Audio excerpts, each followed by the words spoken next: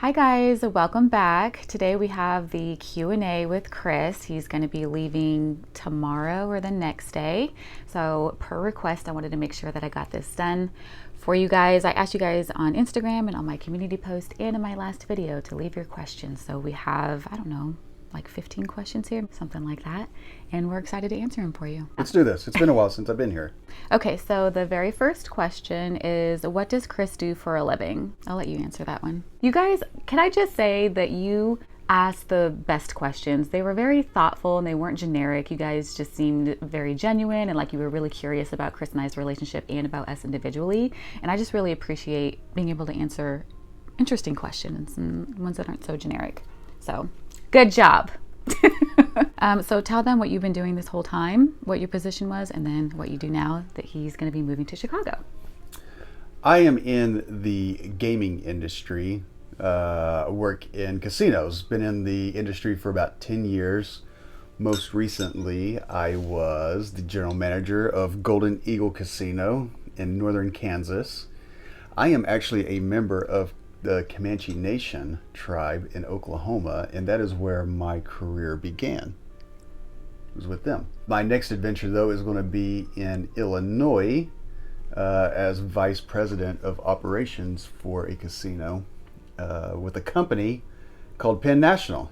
Woo! Very excited. They operate about 25 casinos across the U.S. I believe there's a lot of potential. Yeah, we're excited for this. So Chris, like he said, has been in tribal gaming for so many years now, and now he's going into commercial gaming, and we're very excited. These are brand new opportunities and a lot of growth opportunities as well. Okay, next question. What are you guys most nervous about for the move? And what are you most excited for? So I'm most nervous about, you guys know my anxiety issue, and new things are very exciting and I love it, but also finding a new nail person that doesn't tear up my cuticles. That's a huge anxiety of mine. A new hair lady, whatever they're called.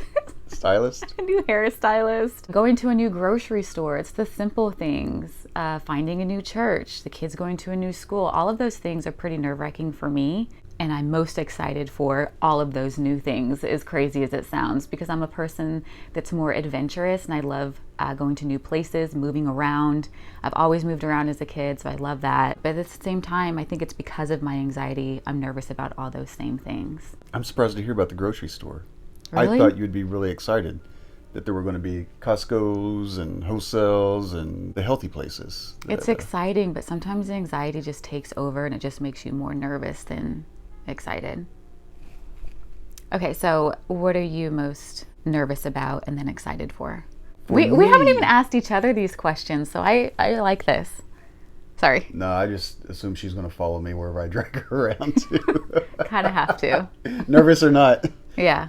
For me, I think I'm more nervous about the move with the new company, right? So like Keena mentioned earlier, I've been in tribal gaming for the last 10 years, my entire career. And this is going to be with a publicly traded company. So there's going to be a lot of new dynamics to learn and deal with. And I'm sure in the end it won't be overly difficult, but I'm probably overthinking it. Yeah. And thinking that it's going to be really different or maybe exceptionally complicated. That's what I'm most nervous about, is just the dynamics and the corporate to the tribal world. And I'm most excited about being in the Chicago metropolitan area, where there's a lot more to see, a lot more culture. I really enjoy museums. Oh my gosh. Obviously, she not so much. He dragged me to a banjo museum in Oklahoma City, by the way. Can I just throw that out there?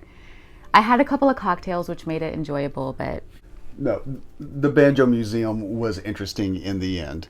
In the end, because we found out that... Steve Martin, the actor from, I know him mostly from Father of the Bride, such a classic, that he's this incredible banjo player. Really talented. I found that really interesting. Other than that, it was kind of a drag. It was across the street from where we were at, so it made sense. And I figured it would be a 20-minute trip through, banjo history. Because, how many different banjos are there? Turns out, there's like 2,000. There's a ton. Okay. I'm excited about museums. All right. How did you know that you and Chris were meant to be? Oh, this question is for me. I can say I knew that we were meant to be the moment I realized that I could talk to Chris and say stupid things that I thought were kind of dumb, and he didn't judge me for it, and he just allowed me to be exactly who I was, and I didn't feel insecure about my silliness. I mean, we always say to ourselves that when we're dating someone that we're being ourselves, but really it's those small moments when I don't know else how to say it, just when you just say something dumb and they kind of laugh about it, or they just make you feel good about it, and you can authentically be you. It's a good feeling. And I was like, this is the one. When you don't have to be conscientious about what you're doing in front of someone. Yeah. When you're dating, you're still yourself, I think. Yeah. But you're very conscious about what you're saying, and you're calculated, and when that goes away, is that what you're talking about? Yeah. Yeah. Okay. Hi, Kina. I hope you and your family are doing well. You guys are so nice. Thank you. My question is, what is one thing that you love the most about your partner? And what is one thing that drives you crazy about your partner? She says, don't lie. There's always something. LOL. I love your videos and thank you for making them so relaxing and amazing. Thanks, Allie. Do you want to go first this time? What do you love about me? I don't want to go first on this. One thing that I love about Chris, I've said this since we started dating. This is the first thing that I told my sister and my family. I love Chris's mind. He is a very fascinating person and he thinks differently than most people I've ever met. And that's so vague to say, but when I say thinks differently, he always thinks about the why something is. And he's a creative as well. He's very mindful about everything. I mean, he could be looking at a tree and think about, why does this leaf have different shades of green? Whereas other people would say, oh, how beautiful, this leaf has different shades of green. Like the mind just works differently like that. It was very attractive, very sexy. It was very intriguing and just different than what I was used to. So I think that's what I love about him most. For me, I think there's actually two things that I should mention here. And one is similar to what Kina mentioned earlier, is letting me be me. I'm always so conscientious about like what I'm doing, because I'm at work, I'm in meetings, just making sure, I guess I'm working the room properly, right? So I'm always thinking about, am I not upsetting people and creating a good dynamic? And there's a lot of politics that go along with his position, so that's why that's a big part of it. And I've always kind of been that way, very conscientious about how I carry myself, and I don't have to around her, and she's very tolerant of me and all my quirkiness. The other thing I really enjoy about her is her carefree attitude. Not like a hazardly kind of carefree. Just it's a lot different from me, because again, I'm very calculated. I'm trying to always make sure things are going to go well and everything is set up, and she has the attitude of it's going to work out. It's probably added a few years to my life, because I would probably have an early death if I continued all my anxiety and all my worrisome ways. I appreciate her making me more carefree. Thank you. I've never heard you say that before. Yeah, I'm a little more carefree these days. Okay, and one thing that drives you crazy about your partner. Are you ready? Chris gets up in the morning and he's like our pit bull Cyro. He's in go mode. He gets up at 5 a.m. He takes his shower. He listens to that fist bumping music or fist pumping music. I'm so old. What is that called? House? He listens to that. I don't know what it's called anymore. Just super energetic, and he blasts it to the highest volume, it feels like. And so in the morning, you guys know, you've seen my morning routine where it's very slow and calm, and I do the candles and the iced coffee. It's a very relaxing time, and Chris is like, go, go, go. So he comes in. I don't get up till 7, so he comes into the bedroom and he's like, good morning, babe. It's time to get up and be productive. And I look at him like, get out now, right now. That drives me crazy. I just don't know how you have a relaxing morning with coffee. Right? Coffee's meant to like get you going, so I get going. What drives you crazy about me? Having relaxing mornings? I think it's a combination of two things. Everything with me is twos today, right? Okay. So Kina warned me when we first started dating that she's very forgetful. Oh. about important things, about details, just minor things. She's just forgetful. As I'm sure you all know, she's developed GERD over the last year or so. So she's forgetful and she has GERD, so she forgets she has GERD, and then she'll eat something. And then she's like, my belly. And I'm like, well, what'd you eat? And then she's like, well, I just forgot. Yeah. And so every day. It's gotten better. Now it's like once a week, but it was every day for like 6 months. For those of you who don't know, GERD is a like acid reflux on steroids. It's a bad situation. So, yeah, not that I'm making fun of your condition, but it seems like every other day we forget that we have GERD. And yeah. Yeah. Okay. Next question. Hi, Kina. I hope you are all doing great. Thank you. What made you know for sure Chris was the one, and vice versa? Also, what's a little secret you both have kept from each other all along? Something cute and innocent, of course. So I said how I knew you were the one. How did you know that I was the one? I knew the moment. The moment I knew you were the one. And it was in 2016. December of 2016 when we were dating. Is that specific? Yes, it is. I'm trying to think what was going on. Christmas? Well, here's why I remember. Because I had just accepted a new job and I was getting ready to leave. I had to move. It was about 3 hours away from where Keena and I were living. And that evening, I was headed out. We said our goodbyes.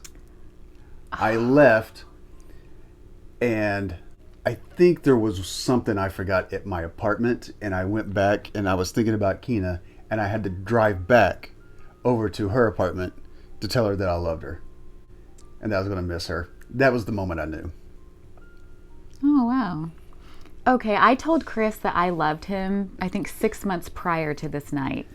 And when I told him, I was in his car and I said, I'm falling in love with you. I want to add this to the story. I feel like it's relevant. I'm falling in love with you. And he looks at me and goes, oh, well, that's good. That's what's supposed to happen. And he's like goes about his business. And I thought it was kind of a cute response, but I thought he was then going to say, I love you too, or I'm feeling the same way. No, girl, none of that. He didn't say anything at all after that. So I felt a certain kind of way. I was like, oh, okay, that's the first. I've never expressed my love and didn't get it in return. So I swallowed that pill and I went home. And 6 months later, he told me before he moved 3 hours away. We kind of did a long distance thing for a couple of months. So I guess it took him a year to say that he loved me and I loved him after 6 months. So that's another thing.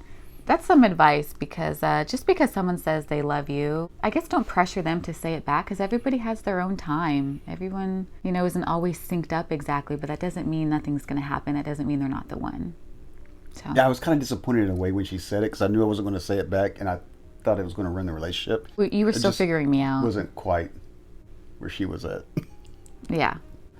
Okay, and then a cute little secret we've kept from each other all along. I'll go first on this one. My little secret, I guess, isn't really a big deal, but I sometimes secretly put vegan ingredients in Chris's food without him knowing, to kind of get him...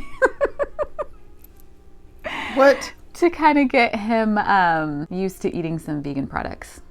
They're better for you sometimes. How long has this been going on? A long time. 3 years? Like little things like sour cream, mayo. I can't do the meat. Neither of us like the faux meat. It's pretty terrible. We've tried so many different ones. The meat and cheese. Let me tell you about this vegan situation. Keena found some cheese. And she put it on something to make like a casserole. Or I put it on top of nachos. On top of nachos, and put it in the microwave for, I don't know, like 3 days, and it never melted. And then we put it in the oven. It was a 350-degree oven, and the cheese never melted. I don't think that's good. That's good to eat. How do you digest that if the oven can't even melt it? Don't put that on my food. Next question. I didn't say my secret. Oh, I'm sorry. I don't know if this is a secret, if I've just never told you. I still have every voice message that Keena's left me.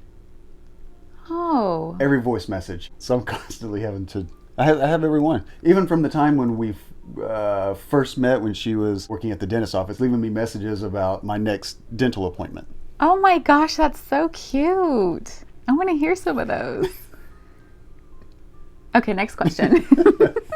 I know you have mentioned that you deal with chronic anxiety. I also have chronic health issues, as in physical, and have been told by several guys that they like me, but not my lifelong health issues, so they move on. This makes me feel completely unworthy of anyone even loving me, and that everyone views me the same. Does your anxiety ever strain your relationship, or do you feel that both of you accept each other completely?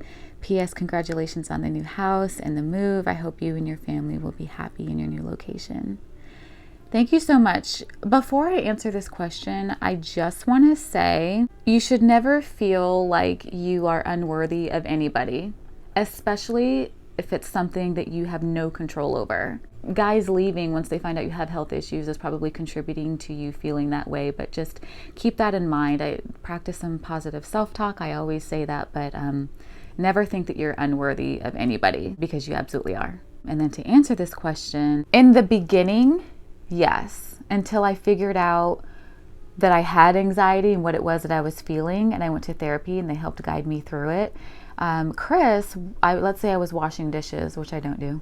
The kids do that. But let's say I was washing dishes and Chris would come up behind me and put his arms around me. That would like trigger me. And the therapist told me it's a surprise. If he were to come around and come in front of you and then embrace you, that would be different. But because it's a surprise and he's putting his hands on you, it feels suffocating. And you didn't know that it was coming. So it was like I got very tense. It spiked my anxiety. I was like, I would push him away. He didn't like that. That doesn't feel very good when your partner pushes you away when you're trying to make a physical connection like that, obviously. So I think in that aspect of me first learning about it, and then he didn't know anything about anxiety. So yeah, it can strain the relationship. But as we worked through it and I figured out what my triggers were with therapy, no, we haven't had, I don't think, any strain in the relationship since. No, for me, I don't feel like it strained the relationship overall. At least from my perspective, I believe what was most helpful was me knowing what I need to do to help you. That's a big one. Your partner has to be supportive of that, but they can't be supportive until they know about it and learn about it. I guess as some examples I have is Kina would have a lot of errands to run that day, and it would be overwhelming to her. And from my point of view, since I'm, I guess, just very linear in my thinking, I'm like, okay, well, all you gotta do is just accomplish one task at a time, right? You can't take step 2 without taking step 1. And I'm just going through this very logically, but that's not anxiety, right? Anxiety is an irrational, overwhelming feeling. Mm-hmm. And so learning that this is more systemic in nature than it is just a fleeting moment, right? Just saying, just focus on task 1 wasn't helping. So me learning to just let her deal with it by getting out of her way, and I just go somewhere else, go to the other room, or just let her work through it in her own way. And I think that's what's been most beneficial. And but also me knowing it's not just that moment. It's I don't know what you call it, a disorder. I don't know what you refer to. Anxiety is a disorder. Yeah. So just knowing that it's bigger than just that day. Yeah.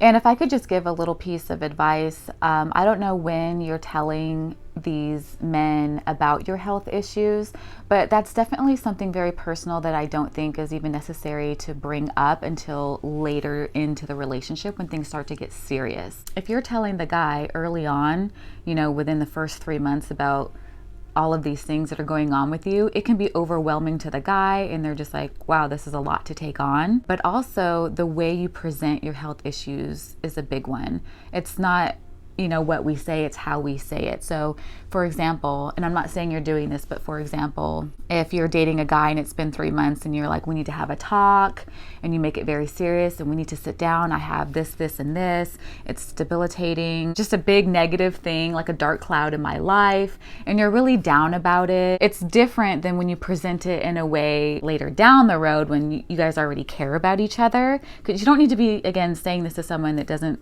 care about you deeply already. Then they'll be more understanding and they'll care about what you have to say. So I would say, I'm dealing with anxiety, depression, and maybe something physical. I've been dealing with it for this amount of time, but this is what I've been doing to help myself through it. And just be more positive about it, and don't make it seem like such a baggage that you're carrying with you, and then they have to just accept you how you are and then take on your baggage. It's just the attitude that you have of the health issues, and then you helping yourself and not looking for someone to save you through these health issues, just taking that responsibility and accountability and helping yourself through your own problems, because you need to be a whole person and the other person needs to be a whole person to have a happy relationship. You can't ever enter into a relationship and say, hey, can you fix me? Or hey, can you deal with all of these problems that I have? I mean, no one would want to accept that. So it's all in how you present it and how you say it. So I would just do it later on. I would do it in a more positive way. And then I would kind of share with them some things that you're doing to make it better for yourself, so they don't feel like you need them to fix you. I don't believe Kina ever said, I have anxiety, Chris. You just have to deal with it. That would have been off-putting. Kina had always taken, at first, we didn't know what was going on, but after we realized what's going on, Kina had taken an approach of, this is what I'm doing to deal with it. Here's what I need you, to do to help me to deal with it. So it was kind of, the other person does have to deal with it, right? But but those words, hey, I have this condition and you have to deal with it, it just doesn't sit well with people. But Kina has said, here's what I'm going to do to try to solve these issues and, and mitigate the situation. And here's what I need you to do. So we were kind of working on it as a partnership. And she never just said, this is who I am, deal with it, whether you like it or not. And I appreciate that. Next question. Does Chris have any kids before your marriage? What's your best date you had with each other? And advice to keep a strong marriage? Ooh, those are some good ones. Chris doesn't have any kids before me. Chris didn't want kids. And now he has 2 stepsons, and he's an incredible stepfather, and the relationship between them is very good. I know people ask about that. And I'm not upset about being a stepfather. Not Even though I upset didn't want any kids, I'm not upset about it whatsoever. They got along really well. I think it was a good age that you got introduced to them. Also, if I may add, I didn't introduce Chris to the kids until, 8 months in? And when she finally did, it was an ordeal. I was crying. I was just like, my kids have been through a lot, and you have to be really serious about me in order to meet them. I was really protecting my sons, and I think that's important when you're a single mom. No, I believe it is important as well. But when I did finally meet them, Roman was very excited to meet me, and he was still fairly young in that very playful mood. What was he, 10? Mode, yeah. And so he was running and trying to jump on me, and Kina just wasn't having it. She was, Roman, stay away. Yeah. Say hello, and then let's have dinner, and then let's go home. Slowly. I don't think it was too protective, right? I mean, you don't know at that point. Yeah. Don't introduce your kids to every boyfriend you have. That's my advice. Don't do it. So what's your best date you had with each other? I know mine. My best date with you was our second date. We went to Starbucks. Chris was telling me all about how some guy got shot on his car, and he was just telling me this really tragic story. It was our second date, and I was like, wow, this guy is really honest and really genuine, and he has really interesting stories to tell. That was my best date. That's the story that's associated with the best date? Yeah, because I was just getting to know you, and it was such a crazy story. It was just really interesting. That doesn't happen every day. And I was like, I just found you interesting. And at the end of that date, I gave him a kiss on the cheek. So there's that. I guess my best dates is actually a series of dates. After Kina and I started regularly hanging out, seeing each other, we ended up consistently hanging out at Applebee's. And that became our date night spot. It's Applebee's, right? I don't know. We'd go hang out and chit chat, maybe have a drink. Yeah. And we would do that actually, I think, a couple times a week. Those were fun times. That's what I think about. The Applebee's days. We called called it the spot. The Applebee's days. Okay, advice to keep a strong marriage. Do you want to go first? Advice for a strong marriage. It sounds cliche, but communication. That's always it. We were just talking about this yesterday, I guess. Most of our misunderstandings have came from a lack of communication. Whether it's because we assumed the other person knew something, or we just didn't give enough details, and then I didn't ask enough It's a questions. misunderstanding 95% of the time. We'll talk about it before it becomes a big issue. And I think it's been a big part for us. And I would say honesty. You have to be honest with yourself and then honest with your partner. That's a big part of communication, because just talking about something isn't going to get you anywhere if you're not being honest and looking at the things that you don't want to look at, especially when it comes to your own attitude, your own way of doing things and saying things. Again, it's not usually what we say, but how we say it. And you've got to be willing to make personal changes in the way you speak, in your listening skills, all of those things. You can't just be set in your ways. So communication, the honesty, and the willingness to change. Compromise. She tells me every day all the ways I disappoint her. Whatever. Hey, if she you has to be very patient with me, because if she tells me that she would like for me to change something, it usually takes me about 3 days before I decide I'm going to change. At first, I'm uncooperative. Yeah. I don't know if anyone knows this. I mean, obviously Keenan knows it, but I'm uncooperative. So if I need to change something, it takes a while. Chris is 40. You know, we've been together 5 years. He got married later in life. He was 35, and you just get to be set in your ways. So, okay, next question. Hey, Keena, what is your favorite cologne your husband wears? Chris, what is your favorite perfume your wife wears? And there is a book that talks about love languages. Oh yeah, we have that. I'll say we both have our own copy of that the church counselor gave to us before we got married. She said, examples, gifts, words, touch. What is yours? Thank you for sharing moments of your life with us. Thanks. You're welcome. Okay, so first one is favorite cologne and perfume. My favorite cologne that he wears is hands down the Chanel Blue. The Chanel Blue? Yeah. I thought it was the Chanel Sport. Oh, is it Sport? The big silver bottle? Yeah. It's a Sport. Chanel Sport. Makes your eyes roll back, okay? You can tell he's more conservative, right? It's the new one you got. No, it's red. It was a red bottle. Oh, the Dulce Vita.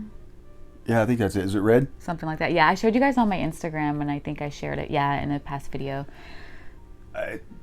It's really nice. It gets my attention. Ooh, there you go. From a man. I told you guys it was good, and it was my new everyday. It has that warm vanilla, the patchouli.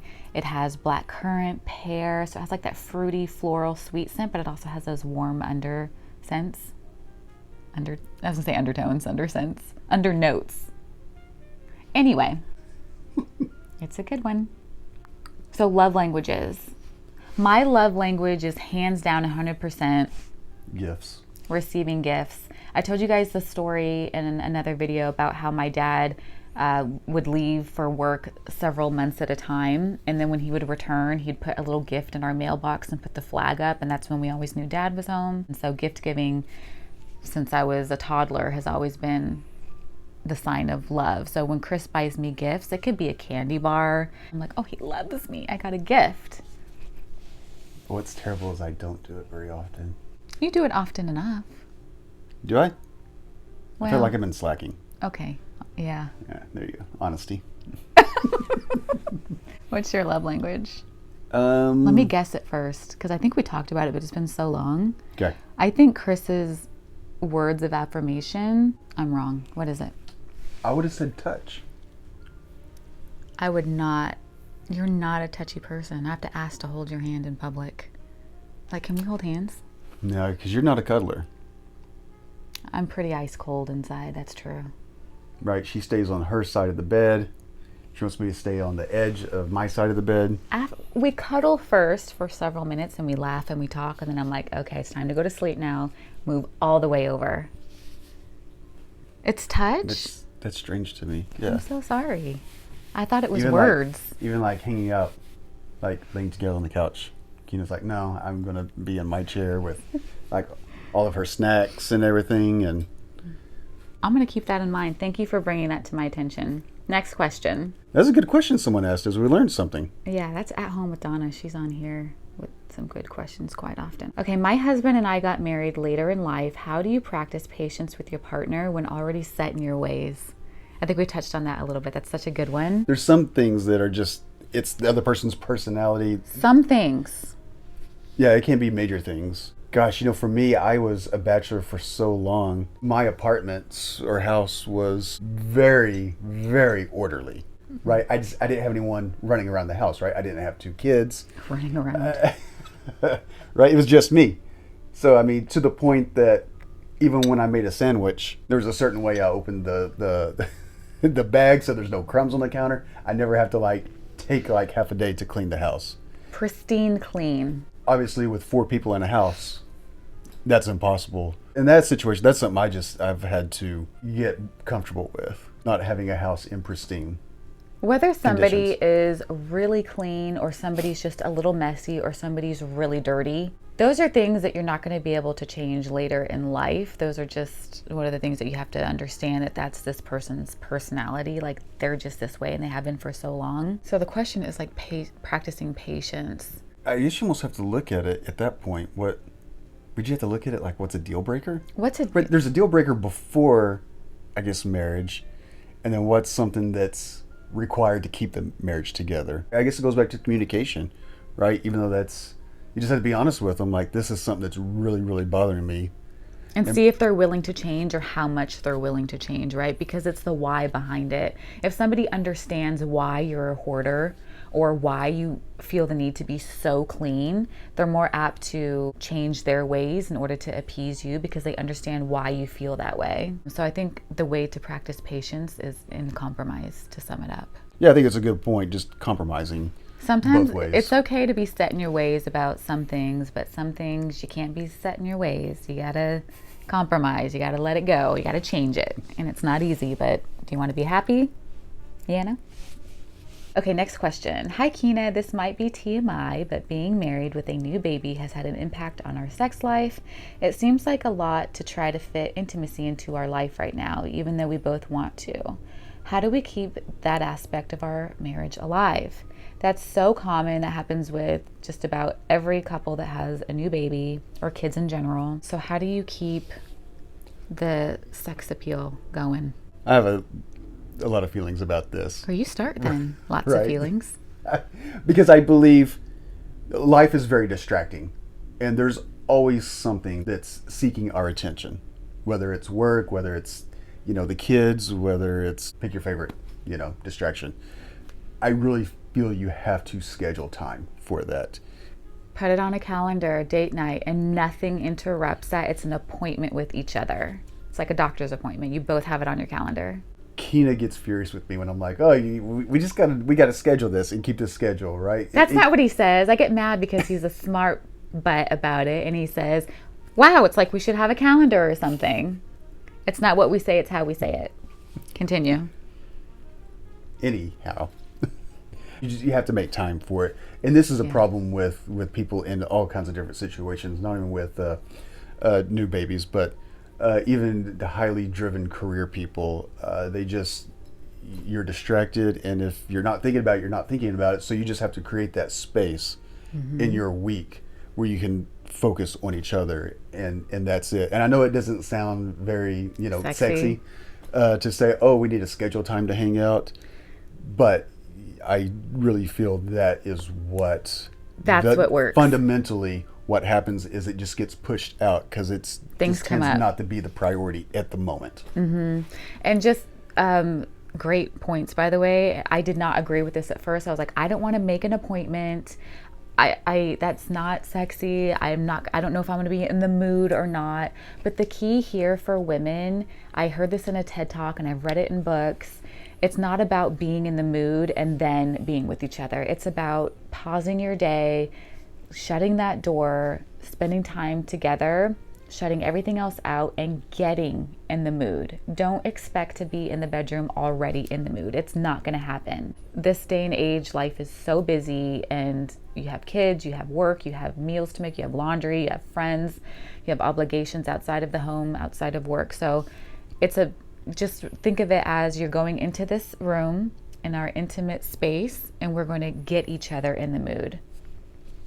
That's the best way, because for me, I'm like, an appointment, but it is the only thing that worked for us, and that might be really helpful for you too.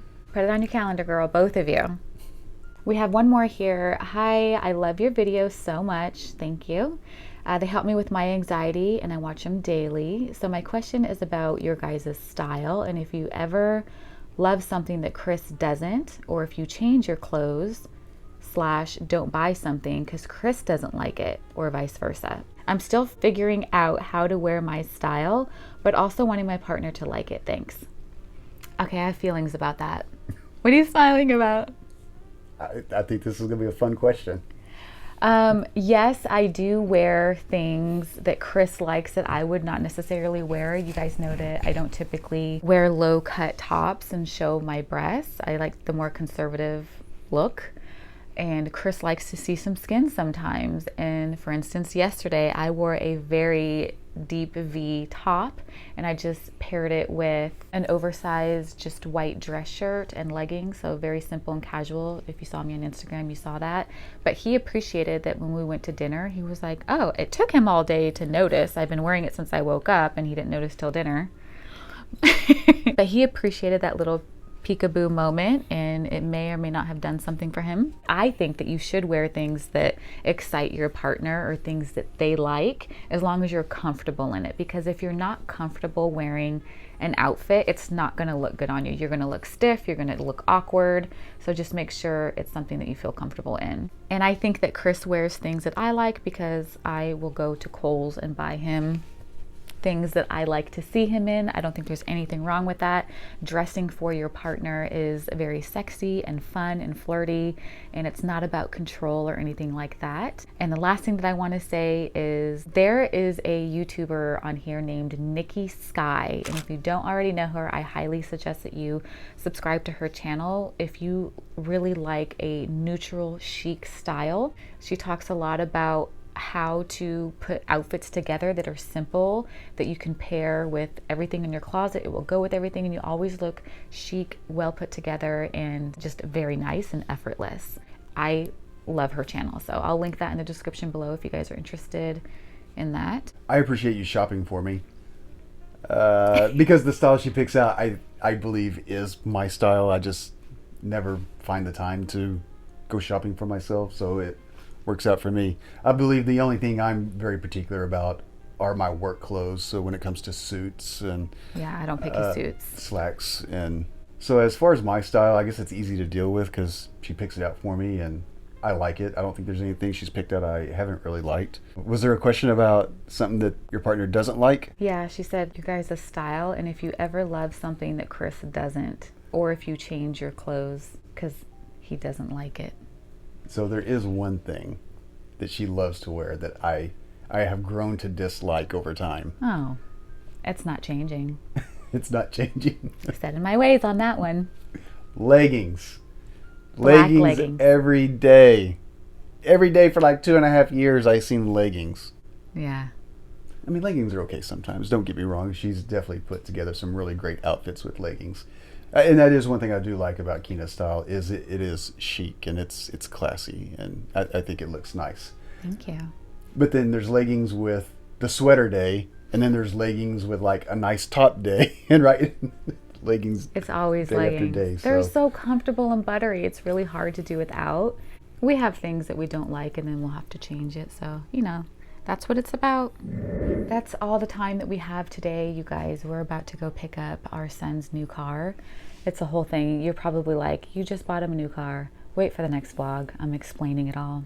Other than that, thank you guys so much for hanging out with us and for asking us such great questions. I really enjoy doing these types of videos, and I'm glad you guys got to see Chris again after so long. She's always so timid when she's like, hey, could you sit in on today's video? Yeah.